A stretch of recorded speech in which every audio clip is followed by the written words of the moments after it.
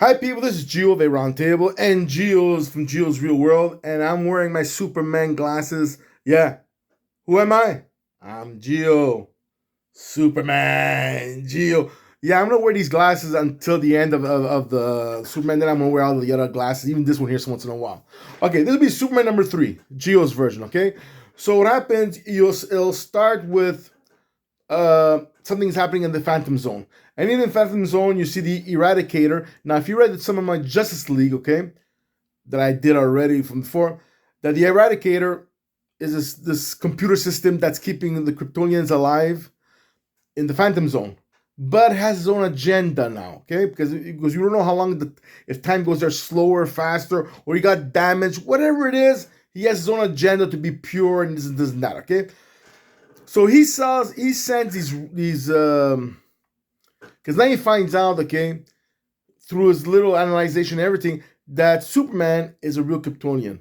Okay, now he's not sure if he's Zarel and all those kinds of people, whoever he's from, but he knows he's Kryptonian, and he goes, how does he look like that? Yeah, because Kryptonians are not supposed to look like humans, and how come he's more powerful than all of us who mixed our DNA with another DNA? We're not as powerful as he is. So he goes, it's human.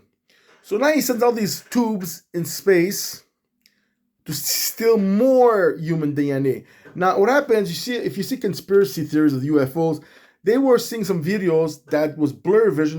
There's an instrument, it's like a tube, really, personality. It's so fast, the human eyes cannot catch it. But on a camera, if you go like standstill, you'll see per screen, you'll see it appearing and then disappearing. So, and I made it my way that it was Kryptonians who sending this through the Earth and everything. Because let's say, example, if the Phantom Zone time goes faster or brings it to a certain point, it goes back to the future, the past of the Earth. So all those rods were sending, like examples when they caught on camera 40 years ago, it came out from the Phantom Zone. You see I'm going there? So so these rods, what happened? They steal human DNA. It doesn't have to be 100% alive. So it could be dead or like, because when we lose our skin, example, it comes a part of dust. So before it comes to that point, those tubes will flash through it and they'll take what it is. Or a person is close to dying, they'll steal blood from them, or they got cut and everything. That for them is the best, because they can steal without the DNA, without being like as if they got tampered from somebody and gets an investigation. So and all those DNA they'll do, because now Eradicator wants all the Phantom Zone Kryptonians to be more human cells in the system. So take as many, I say, not Kryptonian, alien cells from them. Like Zod will look more human later on. Non and what's the name? Ursa. So next time you're gonna see them, they're gonna look more human now, more like comic book version kind of sense, because they'll have more DNA, but they'll still have whatever alien race they were before. They still have a bit of that in them, but not as much as before. So we could have like modified in a sense. They'll be more like a hybrid kind of sense. So even though, example, they'll have Superman's power, they'll never be as powerful as Superman. Because Superman, he has 2 DNAs, Kryptonian and human, and those guys have 3. Doesn't matter how much less they're the other one, so they can't surpass Superman. Yeah, I did on purpose, because Superman is Superman. There you go, okay? So there you go. Now, then it goes back to the movie. Now, in the movie example, you see the Intergang buses that are out of a lab stealing equipment and everything like they always usually do. Now, it could be a Wayne's Enterprise or Star, and they're taking off in this big futuristic vehicle, okay? State of the art, okay? Superman is going after it.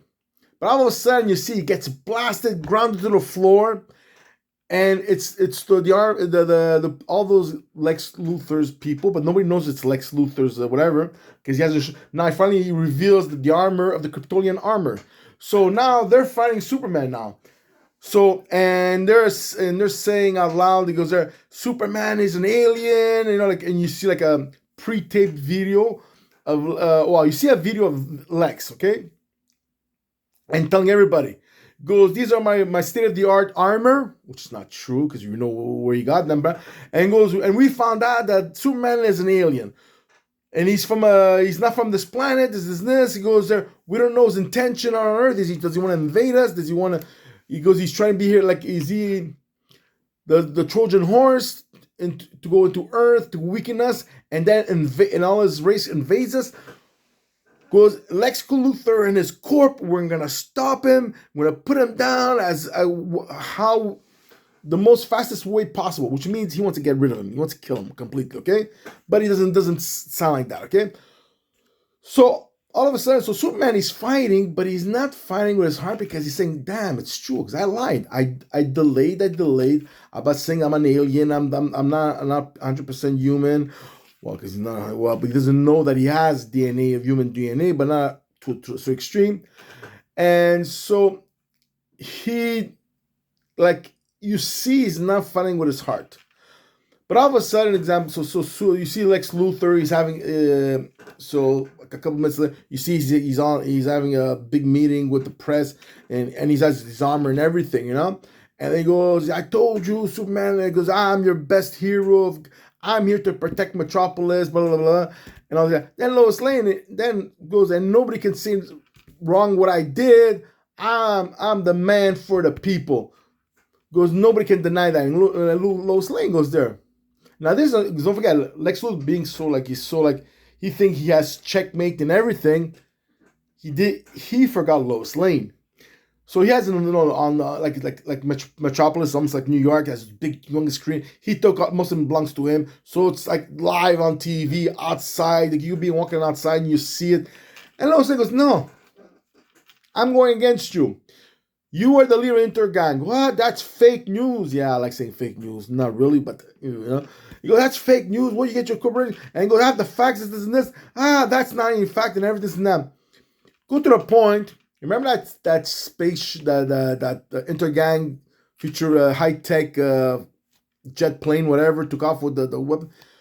Well, when they were taking off and everything, Lois Lane had Jimmy Olsen and Perry White.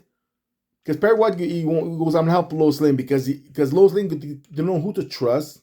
Because Lex Luthor has a lot of people working for him directly because of the money, right?